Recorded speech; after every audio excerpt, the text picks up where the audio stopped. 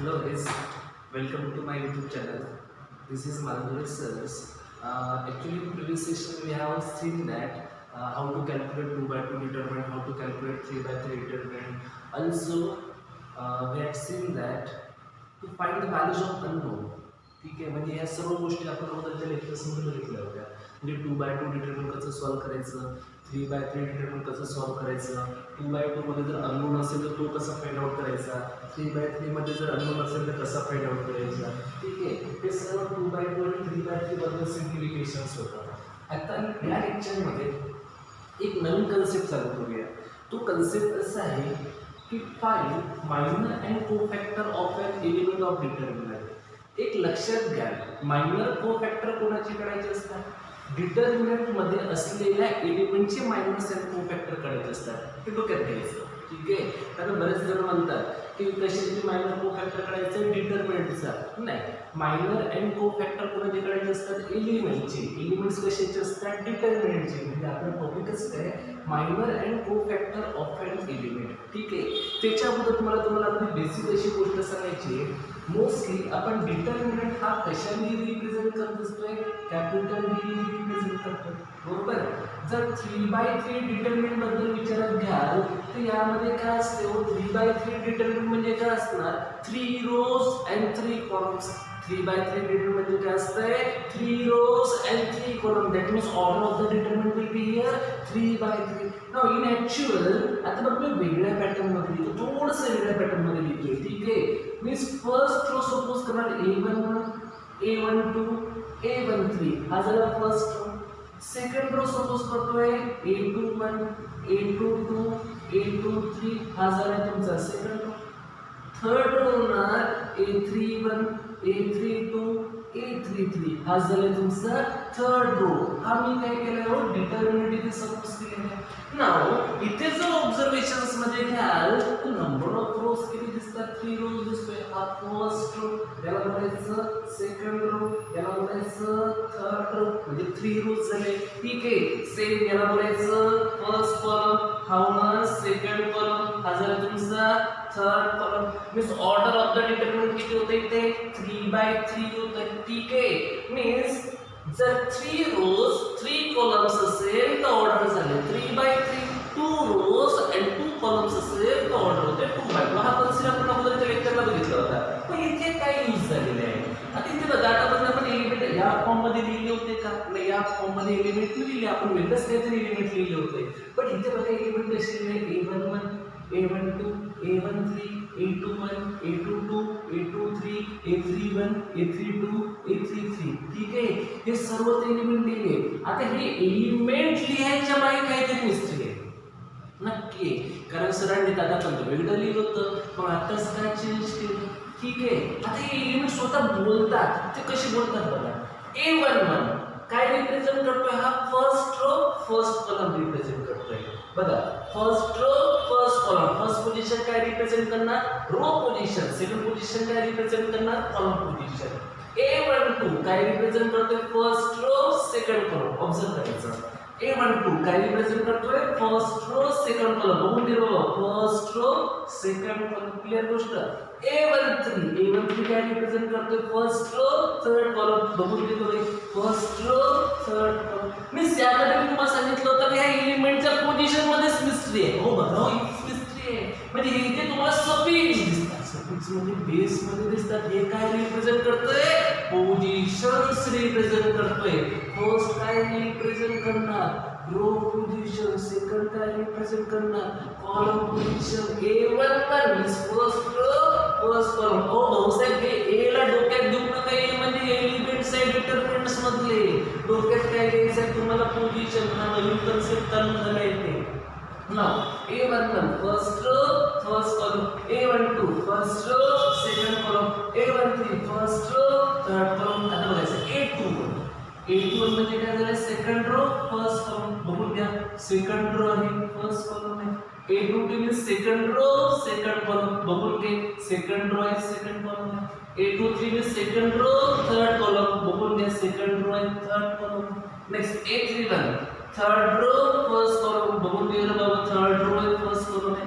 A32 means third row second second column third row second column दिसते A33 third row third column third row third column दिसते समजते म्हणजे in general आपण कसं लिहू शकतो हा डिटर्मिनंट कोणी रिप्रेझेंट केलेला होता D ने रिप्रेझेंट केला होता एलिमेंट्स कशाने रिप्रेझेंट केलेले A ने रिप्रेझेंट केले आणि या सफिक्सला काय दिसते तुम्हाला IJ दिसतोय ठीक आहे means AIJ are the elements of the determinant clear now इथे रो पोझिशन्स किती आहे I इथे कॉलम पोझिशन किती आहे J that's why order of the determinant will be I by J समजलं का सांगा इथे जर I2 असेल J2 असेल तर ऑर्डर किती होते 2 by 2 इथे I3 असेल J3 असेल म्हणजे ऑर्डर किती होते 3 by 3 दॅट मीन्स हा जो I आहे हा I काय रिप्रेझेंट करतोय रो पोझिशन काय रिप्रेझेंट करतो रो पोझिशन आणि J काय रिप्रेझेंट करतोय कॉलम पोझिशन क्लियर गोष्ट समजला कन्सेप्ट हे अगदी बेसिक होतं ठीक आहे हे तुम्हाला मला जस्ट सांगायचं होतं हे बेसिक तुम्हाला समजलं असेल ठीक आहे आता बघा यामध्ये लक्षात घ्यायचं का फर्स्ट काय रिप्रेझेंट करते रो पोझिशन सेकंड काय रिप्रेझेंट करते कॉलम पोझिशन ह्या पोझिशन लक्षात घ्या ठीक आहे आणि ए काय हो एलिमेंट्स आहे ए चं एवढं टेन्शन घेऊ नका ए काय आहे एलिमेंट्स आहे फर्स्ट काय रिप्रेझेंट करतंय रो पोझिशन सेकंड काय रिप्रेझेंट करतंय कॉलम पोझिशन कन्सेप्ट क्लियर ठीक आहे आणि ए मीन्स काय झालं एलिमेंट इन शॉर्ट जर हे AIJ म्हणत असाल तर AIJ काय आहे डिटर्मिनंट्स मधले एलिमेंट्स आहे क्लियर गोष्ट ठीक आहे हे सर्व मी तुम्हाला नोट्स पाठवणार आहे त्या नोट्स मध्ये लिहिलेले आहे फक्त तुम्ही ते बोर्डवर लक्षात ठेवायचं आणखी एक गोष्ट सांगतो जेव्हा मी तुम्हाला नोट्स पाठवेल पहिले तुम्ही नोट्स लिहून घ्या ठीक आहे पाटील तर नंतर मग इथे एक्झाम्पल लावलं त्यामुळे हा एक कन्सेप्ट आहे याच्यानंतर मी तुम्हाला सांगतो की सेकंड कन्सेप्ट तो कन्सेप्ट आपला फार महत्त्वाचा आहे त्यामध्ये आहे मायनर्स कसे फाइंड आउट करायचं ठीक आहे जसं की ते बोर्डर लिहिलेलं आहे मी minors and cofactor of and determinant ठीक आहे काय लिहिलेलं आहे minor and cofactor of and determinant त्यानंतर आपला कन्सेप्ट फर्स्ट चालू करू आपण minor of and element minor कशाचे काढायचे असतात एलिमेंटचे काढायचे असतात मायनर्स कशाचे काढायचे असतात एलिमेंटचे काढायचे असतात एलिमेंट्स कशाचे डिटर्मिनंटचे म्हणजे इथे कन्सेप्ट एक चालू करतोय तुम्ही मायनर ऑफ अँड एलिमेंट कशाचे मायनर एलिमेंटचे एलिमेंट्स कशाचे डिटर्मिनंटचे ठीक आहे क्लियर गोष्ट यामध्येच आपलं हे काय आलं सर्व ठीक आहे आता बघा मायनर कोणाचे काढायचे एलिमेंटचे काढायचे एलिमेंट आपण कशाने रिप्रेझेंट केलेलं आहे AIJ ने रिप्रेझेंट केलेलं आहे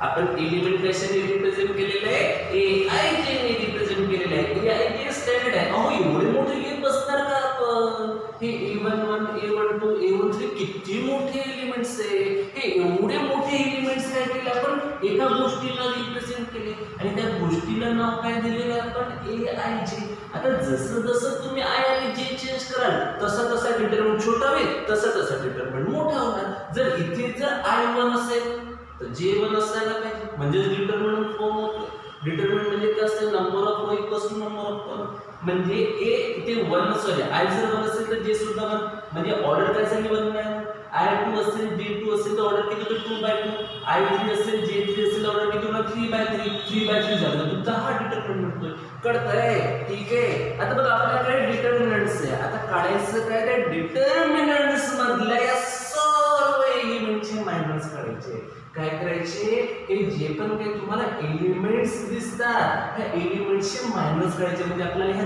9 एलिमेंट्सचे मायनर फाइंड आउट करायचे ठीक आहे इन जनरल फॉर्म एलिमेंट कशाने रिप्रेझेंट करायचं असते हो AIJ ने रिप्रेझेंट करायचे असते ठीक आहे म्हणजे कशाचे मायनर काढायचे आपल्याला मायनर ऑफ AIJ ठीक आहे हे काय करावं लागेल represented by capital MIJ M stands for minor I stands for row position J stands for column position फक्त लक्षात घ्या कसं काढायचं मी तुम्हाला सांगणार मायनर कोणाचे काढायचे सर्व एलिमेंटचे काढायचे आणि कशाने रिप्रेझेंट करायचे हो MIJ ने रिप्रेझेंट करायचंय अरे समजेल की नाही आ रहा ना ठीक आहे म्हणजे काय करायचंय मायनर कशाचे काढायचे ह्या एलिमेंटचे करायचे, कशाने रिप्रेझेंट करायचे, MIG ने रिप्रेझेंट करायचे. क्लिअर गोष्ट.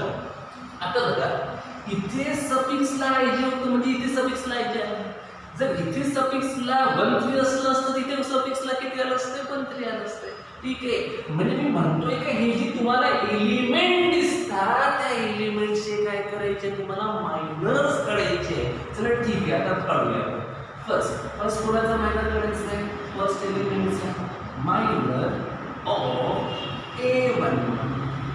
मी काय बोलतोय, मायनर कशाचे काढायचे असतात, एलिमेंटचे. आपल्याकडे किती एलिमेंट्स आहे हो, 9 एलिमेंट्स आहे. 9 पण एलिमेंटचे आपल्याला काय करायचे, मायनर्स काढायचे. First minor of A11. ठीक आहे, रिप्रेझेंटेड बाय M. सफिक्सला कोण आहे, 1 1. समजलं का बोलायचं, कळलं. मायनर्स कोणाचे काढायचे, एलिमेंटचे. फर्स्ट एलिमेंट उचलला आपण A11. ठीक आहे, रिप्रेझेंटेशन करायचं M11. आता तयार कसं होणार हा सुद्धा सवाल आहे. जेव्हा तुम्हाला मायनर काढायचं असेल तर जे सफिक्सला असतं त्या पोझिशनचे एलिमेंट सोडून द्यायचे, राहिलेले एलिमेंट डिटर्मिनंट फॉर्म मध्ये द्यायचे. सफिक्सला कोण आहे, फर्स्ट रो फर्स्ट कॉलम. म्हणजे तुम्हाला फर्स्ट रोचे आणि फर्स्ट कॉलमचे एलिमेंट सोडून द्यावं लागेल. जे पण काही रिमेनिंग आहे ते काय करायचं, व डिटर्मिनंट फॉर्म मध्ये द्यायचं. आता बघायचं, फर्स्ट रो फर्स्ट कॉलम सोडून दिला, रिमेनिंग एलिमेंट जे पण काही राहिलेले ते डिटरमिनंट मध्ये लिहायचे. और रिमेनिंग एलिमेंट कुठले हो, A22 A23. नेक्स्ट बोलायचं A32 A33. कळलं का तुम्हाला? ठीक आहे, म्हणजे ज्या पण काही एलिमेंटचे मायनस करायचे असतात तर सफिक्सला किती, A11. मीन्स आपण फर्स्ट रो फर्स्ट कॉलमचे एलिमेंट सोडून दिले, रिमेनिंग एलिमेंट काय केलं आपण डिटर्मिनंट फॉर्म मध्ये लिहिले. सेकंड एलिमेंटचा मायनर बोलूया. सेकंड कुठले येते, मायनर ऑफ कशाचं करायचं, A12. क्लिअर, A12 चा मायनर कशाने रिप्रेझेंट करावा लागेल, M12. आता काय करायचंय हो, first row second column. Means first row second कॉलमचे एलिमेंट सोडून द्यायचे. चला बघायचा, हा झाला फर्स्ट रो. ठीक आहे, हा झाला सेकंड कॉलम सोडून दिले.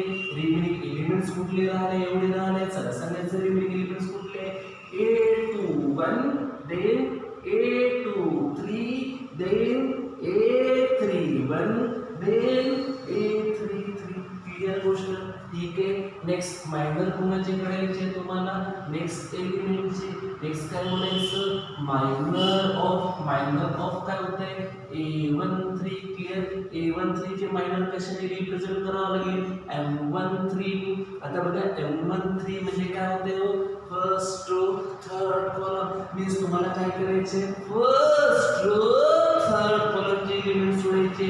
रिमेनिंग एलिमेंट्स काय करावं लागेल, डिटरमिनंट मध्ये लिहावं लागेल. कुठले कुठले दिसतात, A21 then A22 then A31 then A32. हे झाले तुमचे मायनर्स ऑफ फर्स्ट रोचे कंप्लीट. ठीक आहे, असंच काय करायचं तुम्हाला बाकीचे पण मायनर करायचे. समजतं? ठीक आहे, बरं असो. आता बघा एक आणखी थोडंफार तुम्हाला मी रॅपिडली काढून दाखवतो मायनर. बाकीचं फक्त कन्सेप्ट समजणं महत्त्वाचं आहे. ठीक आहे, थोडंफार रॅपिडली काढून दाखवते ते. जसं की आता आपण सपोज करूया मायनर काढायचे आपल्याला A23 चे. नेक्स्ट काय करायचं आपल्याला, मायनर काढायचंय, minor of A23 represented by M23. आता M23 दिसतंय, मी second row third column element सोडून द्यायचे. काय करायचं आपल्याला, सेकंड रो आणि थर्ड कॉलमचे एलिमेंट सोडून द्यायचे. मी सेकंड रो थर्ड कॉलम काय करायचंय, second row third column. Remaining element जे पण काय राहते घ्यायचे. रिमेनिंग एलिमेंट कुठे दिसतात, A11 देन A12 देन. बघायचं काय केलं आपण, सेकंड रो थर्ड कॉलम. ज्या हा रो सोडलाय हा कॉलम सोडलेला. ठीक आहे, A11 A12 A31 आणि इथे काय येतोय A32. क्लिअर गोष्ट. नेक्स्ट अजून एक काढून दाखवतो तुम्हाला, जसं की हा A33 चा लास्ट वाला काढून दाखवतोय, minor of A33 represented by M33. याचं मिनिंग काय असते, थर्ड रो थर्ड कॉलम सोडून द्या. थर्ड रो थर्ड कॉलम सोडले, रिमेनिंग एलिमेंट कुठे दिसतात, A11 A12 A21 A22 या फॉर्म मध्ये काय करायचं असते तुम्हाला मायनस फाइंड आउट करायचे असते यामध्ये काही अडचण ठीक आहे अगदी सोपा असा कन्सेप्ट आहे फर्स्ट काय लक्षात घ्यायचं तुम्हाला कन्स्ट्रक्शन्स कसं फॉर्म केलेले हा डिटरमिनंट मध्ये या लेक्चर मध्ये हाच नवीन कन्सेप्ट होता आता पण आपल्याला इथे काय दिसायचे एलिमेंट दिसायचे आता हे एलिमेंट्स मी कुठल्या फॉर्म मध्ये लिहिले पोझिशन फॉर्म मध्ये लिहिले एक डोक्यात फिक्स करा नंबर ऑफ रो आणि नंबर ऑफ कॉलम सेम असतात म्हणजेच तो डिटरमिनंट असतो आता बरेच जण म्हणतात की सर पण एखाद्या डिटरमिनंट मध्ये 2 रो 3 कॉलम राहू शकतात का पॉसिबलच नाही कारण डेफिनेशनच आहे तशी डेफिनेशन्स काय डिटरमिनंटची constructions of element in equal number of row and equal number of column enclose between a pair of bar bracket म्हणजे लक्षात घ्यायचं number of row and number of column same असायला पाहिजे इथे बघायचं नंबर ऑफ रो किती दिसतात 3 number of column किती दिसतात 3 म्हणजेच हा काय झाले हो डिटरमिनंट झाले नाव a11 a12 a13 a21 a22 a23 a31 a32 a33 सर्व काय आहे एलिमेंट्स आहे आणि सफिक्सला जे पण काय दिसतंय हे पोझिशन रिप्रेझेंट करते डिटरमिनंट मधली आणि त्यामधला जो फर्स्ट एलिमेंट आहे हो हा फर्स्ट एलिमेंट काय रिप्रेझेंट करतोय रो पोझिशन आता सेकंड जे दिसते सेकंड एलिमेंट काय रिप्रेझेंट करते कॉलम पोझिशन आणि आपण इन जनरल हे सर्व एलिमेंटला कशाने रिप्रेझेंट केलं होतं आय ने आणि सफिक्सला आय ला बोललोय रो पोझिशन आणि जे ला बोललो कॉलम पोझिशन त्या सर्व एलिमेंटला इन कंबाइनली आपण कशाने रिप्रेझेंट केले ए फर्स्ट जो होता त्याला बोललो आय विसरून पोझिशन जे म्हणजे कॉमन पोझिशन क्लिअर गोष्ट डिटरमिनंटचे जर मायनस व्हायचे एलिमेंटचे जर मायनस काढायचे असेल तर ते कशाने रिप्रेझेंट करायचे असतात कॅपिटल एम ने आणि सफिक्सला जे पण काही दिसेल तुम्हाला तेवढे नंबर ऑफ रोज आणि नंबर ऑफ कॉलम सोडून घ्या जसं की आपल्याला जर सपोज करा की A23 चा आपल्याला मायनर करायचं आहे म्हणजे काय करायचं सेकंड रो थर्ड कॉलमचे एलिमेंट आपल्याला सोडून द्यावं लागेल रिमेनिंग एलिमेंट काय द्यायचे डिटरमिनंट फॉर्म मध्ये जसं की आपल्याला A31 चा मायनर करायचं आहे म्हणजे आपण काय करणार थर्ड रो आणि फर्स्ट कॉलम सोडून देणार बाकीचे एलिमेंट त्याच्यामध्ये लिहिणार डिटरमिनंट फॉर्म मध्ये क्लिअर गोष्ट म्हणजे डोक्यात लक्षात काय ठेवायचं मायनर्स काढायचं म्हणजे सफिक्सला जे पण काही दिलं असतं ते मधला रो आणि कॉलमचे एलिमेंट सोडून द्या बाकीचे एलिमेंट्स तुम्ही डिटरमिनंट फॉर्म मध्ये घ्यायचं म्हणजे तुम्हाला काय मिळणार हो मायनर मिळणार ठीक आहे आजच्या लेक्चरला एवढा कन्सेप्ट घेऊ नेक्स्ट लेक्चर मध्ये आपण को फॅक्टर घेऊ आणि त्यामध्ये काही बेसिक एक्झाम्पल घेऊ ठीक आहे व्यवस्थित प्रॅक्टिस करा जर तुम्हाला व्हिडिओ आवडला असेल तर आता मी तुम्हाला सांगतो लाईक शेअर करायला विसरू नका जर काही जर अडचण असेल तर तुम्ही कमेंट बॉक्समध्ये सोडू शकता म्हणजे मी तुम्हाला रिप्लाय देऊ शकतो ठीक आहे आजच्या लेक्चर एवढं थँक्यू